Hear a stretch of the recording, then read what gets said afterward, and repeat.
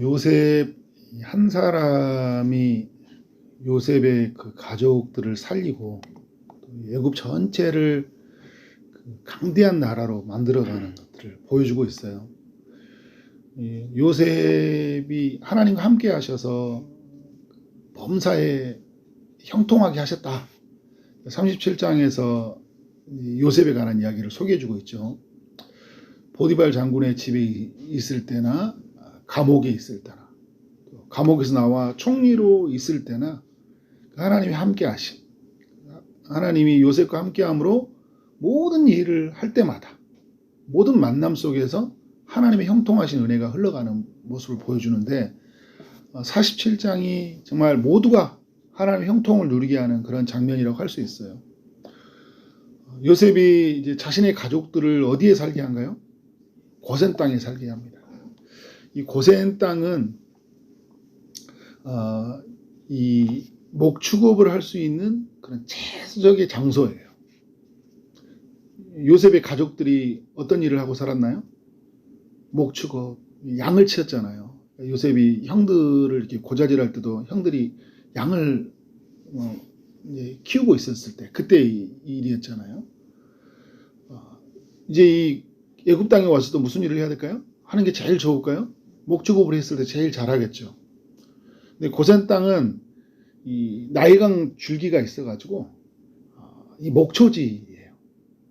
양과 소를 키우기에 최적의 장소였던 것이죠. 그래서 이제 고센 땅을 선택하게 됐고, 또 더 중요한 거, 고센 땅은 가나안 땅으로 가는 길이 가까워요. 근데 여러분 만약에 반대쪽으로 가 있다고 생각해 보세요. 나중에 이제 자신의 고향으로 돌아가야 되잖아요. 하나님 약속으로 부른 땅으로 돌아가야 되는데 어떻게 돌아갈 수 있겠어요? 물론 갈 수 있겠지만 언제든지 갈 수 있는 곳에 또 최적의 장소, 양을 키우기에 최적의 장소다.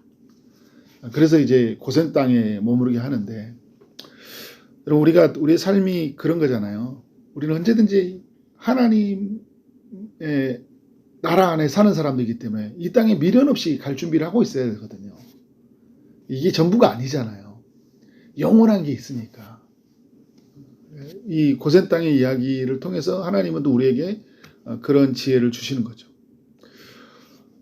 근데 여러분 고센 땅에서 이게 목축업을 하게 되면 좋은 점이 뭐냐면 한 장 그 전에 46장 34절에 보면 그 애굽 사람들은 목축업을 하는 사람들을 가증히 여긴다고 그렇게 여겼거든요. 그러니까 목축업을 하는 사람들은 막 상종도 하나 안 하는 거야. 어우, 양과 소를 키우는 사람들이야 막 이렇게 생각을 했었어요. 그러면 이게 어떤 장점이 있냐? 분리돼서 애굽에서 살 수 있잖아요. 가나안 땅과 가까워. 그리고 나일강과 가까워. 그 고센 땅에서 어떻게 해요? 자기들만의 삶을 살 수 있는 거예요. 하나님의 약속을 따라 큰 민족을 이루게 살기에 최적화된 그런 장소인 거예요. 요셉이 이 고센 땅을 살기 위해서 어떻게 이제 지혜를 가지고 추진을 해 나가냐면 이제 형들에게 그렇게 말을 해요. 46장도 그렇고 47장도 초반에 이야기하는 게 뭐냐면 바로 왕과 이제 만남을 갖게 될 텐데 바로 왕이 그 직업이 뭐냐고 물어보면 우리는 목축업을 합니다. 우리 어린 시절부터 지금까지 즐거운 목축업을 해왔고 선조 때부터 우리는 목축업을 해왔습니다. 이 이야기를 전해주라고 하는 거예요. 그러니까 지금 이 요셉은 바로 왕의 그 대화, 또 바로 왕을 어떻게 이렇게 나아가야 되는지, 그러니까 바로가 이제 요청할 수 있도록 정중하게 요구를 해서 바로가 요청하도록 그 중간 역할을 하는 거예요. 여러분 예수님이 제자들에게 이 세상을 살아갈 때 뱀처럼 지혜롭고 비둘기처럼 순결하라고 이렇게 말씀을 하셨잖아요. 우리가 살아갈 때 우리가 지혜롭게 우리의 삶을 경영해 가야 돼요. 지혜의 영이신 하나님의 성령을 구해서 그 성령이 하나님 말씀에 빛을 비춤으로 말미암아 내가 어떻게 사람들 앞에서 나가야 될지, 어떤 말을 해야 될지, 그런 말을 가지고 각 사람들 설득하고 또 어떤 상황을 기다리고 그렇게 나가야 되겠죠. 요셉이 그런 기다림, 적절한 말, 그런 적절한 행동을 통해서 바로로 하여금 이제 고센 땅을 부여받도록 한 거예요. 오늘 이제 2절에 보면 그의 형들 중 5명을 택해가지고 바로 앞에 가게 해요. 이 5명이라는 이것은 이제 이스라엘 백성들에게는 의미가 없지만 애굽 사람들에게는 의미가 있어요. 왜냐하면 애굽 사람들에게는 이 5라는 숫자는 그 완전 숫자예요. 그러니까 지금 우리가 뭐 생각하는 7, 뭐 이런 숫자와 같은 거죠. 5명이 딱 와서 부탁을 하는 거죠. 그러니까 바로가 너희 생업이 뭐냐? 우리 목적어입니다. 근데 우리가 이제 양들을 키울 수 있는 좋은 장소, 우리 고선 땅에 머물고 싶습니다. 라고 이제 이 바로 왕에게 요청을 한 거예요. 요셉이 또 이렇게 지혜로운 게 뭐냐면 이제 형들을 대표로 5명을 만나게 하고 이후에 아버지 야곱과 그리고 이제 바로 왕을 만나게 하잖아요. 영적으로 보면 어떻게 해요? 누가 이 세상을 축복하는 존재예요? 야곱이거든요. 아버지. 약속을 받은 사람이잖아요. 언약의 측면에서 보면. 그러니까 요셉에게는 영적인 리더는 누구예요? 육체적인 아버지면서 야곱이죠. 그런데 이제 자기에게 어떻게 해요? 총리로 세워진 나라의 지도자는 누구예요? 바로잖아요. 뭐 어느 한쪽이 굽히고 이런 관계가 아니잖아요. 물론 애굽이라는 나라가 세상을 지배하고 있지만 아버지는 영적인 제사장으로서 이 나라에 세워진 사람이잖아요. 근데 참 이 두 사람이 만나는 것들을 딱 만나게 하는데 두 사람만 딱 독대를 해요. 여러분 보면 바로가 이제 물어보면서 이제 나는 이제 뭐 130년을 살았고 험악한 세월을 보냈습니다. 이렇게 인사를 주고받는데 7절과 10절에서 이 야곱이 바로를 만나면서 어떻게 합니까? 축복해요. 축복하니라. 축복하고 나오는 거예요.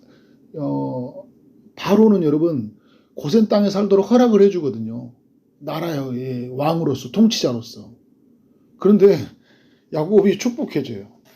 주님이 잘해주실 줄 믿습니다. 이렇게 말하겠죠. 지금 말하면. 주님이 이 세상을 주관하고 있습니다. 바로 왕이시오.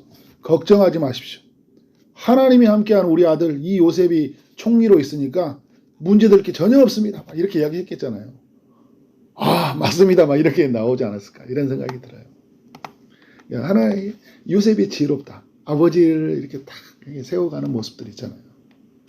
그래서 아버지로서도 존중하고 또 바로 왕의 자기의 리더자에게서도 존중하면서 어떤 일이 벌어집니까? 이제 자기의 가족들이 고센 땅에 살게 돼요.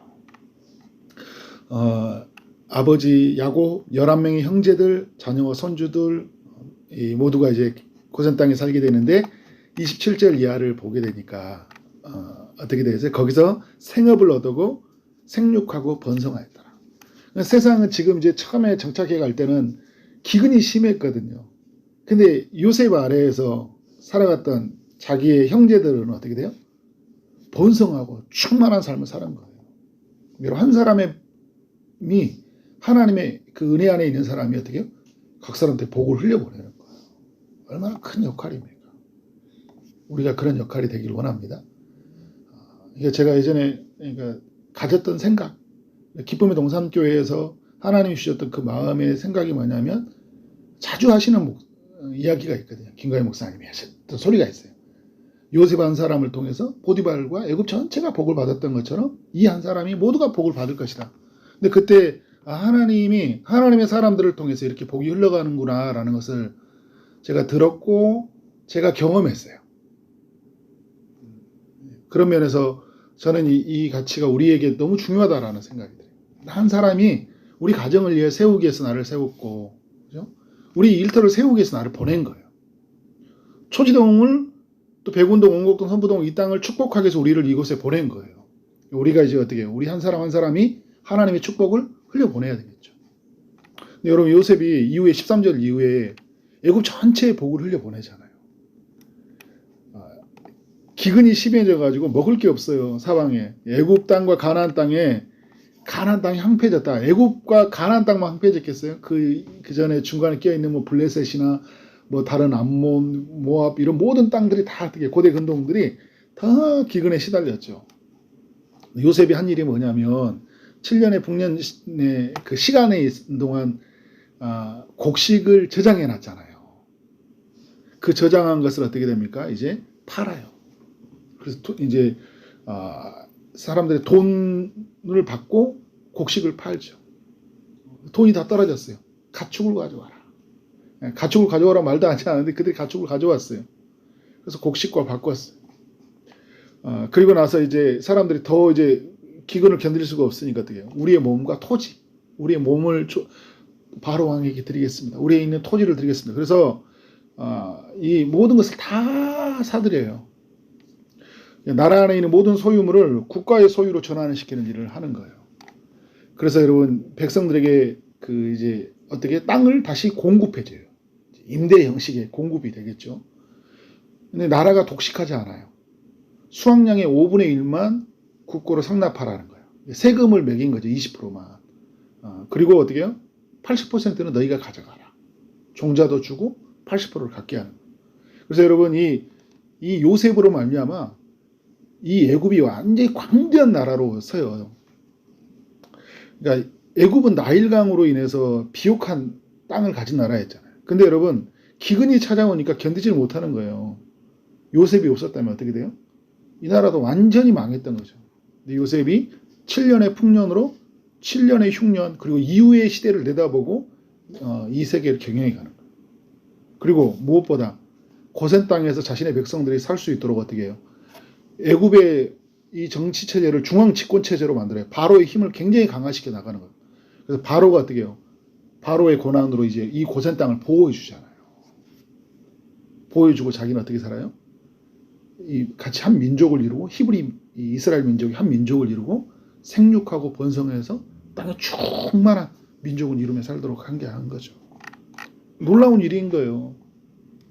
그래서 여러분 세상을 바꿔가는 건요. 한 사람이면 충분해요. 한 사람이면. 그러니까 주변에 사람이 없습니다라고 우리가 말하는 게 아니라 요셉과 같은 한 사람이면 돼요. 그 한 사람이 집에 있으면 그 한 사람이 나라에 있으면 어떻게 세상의 복이 흘러가는 거예요. 근데 이 시대에 이제 그 요셉은 모형인데 요셉의 모습을 따라서 우리 하나님의 아들 예수님이 오셔서 어떻게 해요? 예수님을 통해서 천하 모든 사람이 복을 받게 하잖아요. 근데 그 예수가 누구 안에 있어요? 우리 안에 있죠. 근데 예수님이 어떻게 해요? 우리를 통해서 하나님의 축복이 흘러가게 한다는 거예요. 그러니까 우리는 여러분 축복을 흘려보내도록 하나님께서 우리를 불러주신 존재예요. 그러니까 내 손에 뭐 주머니에 뭐가 있어서 축복이 흘러가는 게 아니에요. 내 안에 계신 예수께서 나를 통해서 축복을 흘려보낸다라는 거예요. 여러분 베드로와 요한이 뭐 은과 금이 있어가지고 안진병을 일으킨 게 아니잖아요. 내게 은과 금은 내게 없거니와 내게 있는 거, 그죠? 예수 그리스도 이름으로 명하노니 일어나 걸으라. 주저앉아 있고 힘들어 있고 막 영적인 기근에 시달려 있는 이 땅에 예수 그리스도의 그 이름을 가지고 와서 선포하고, 그죠? 주님 이름으로 축복하고 살아가도록 하나님 우리를 보내셨다. 여러분 이게 믿으신가요? 그래서 여러분을 통해서 축복이 흘러가기를 원합니다. 가정이 살아나기를 원합니다. 이 나라의 삶은 누구에게 달려있어요? 나에게 달려있어요. 나 한 사람에 달려있다라는 거예요. 그러니까 누구 보면서 안타까워가지고 화내지 마세요. 내가 하나님 앞에 온전히 서야 되겠다. 비둘기처럼, 순결하고 뱀처럼 지혜롭게 하나님의 일들을 감당하도록 주님 제게 은혜를 부어주옵소서. 성령을 부어주옵소서. 그렇게 기도하며 살아가는 여러분 되어지기를 주님의 이름으로 축원합니다. 기도하도록 하겠습니다. 하나님 아버지 창세기 47장을 통해 우리 모두에게 교훈해 주시니 감사합니다. 요셉 한 사람을 통해 그의 가정이 복을 받고 또 애굽 전체가 복을 받은 이야기를 통해서 오늘 예수 안에 있는 우리를 통해 하나님의 복이 모든 사람이 흘러간다는 것을 알려주셔서 감사합니다. 주님 세상을 바꿔가는 것, 세상의 영적인 기근을 해결하는 것은 한 사람이면 족하다는 것을 깨닫게 하시니 감사합니다. 주님 그 한 사람이 우리 모두가 되도록 인도하여 주옵소서. 이곳에 기도하는 심령들 또 하나님 말씀 앞에 선 여러분 우리 믿음의 권속들이 되도록 인도하여 주옵소서. 여러 기도의 제목을 가지고 기도하는 이들이 있습니다. 육체의 아픔 중에로 아픔에서 기도하는 이들, 또 취업의 문제, 또 결혼의 문제, 임신의 문제를 가지고 기도하는 이들이 있습니다. 또 우리 교회 이제 겨울 성경학교와 또 임직자를 세우는 과정이 있습니다. 주님이 앞서서 모든 일들을 행하여 주옵소서. 주님께서 우리 교회를 축복하시고 각 사람들을 축복하여 주옵소서. 예수 그리스도 이름으로 기도를 쌓옵나이다. 아멘.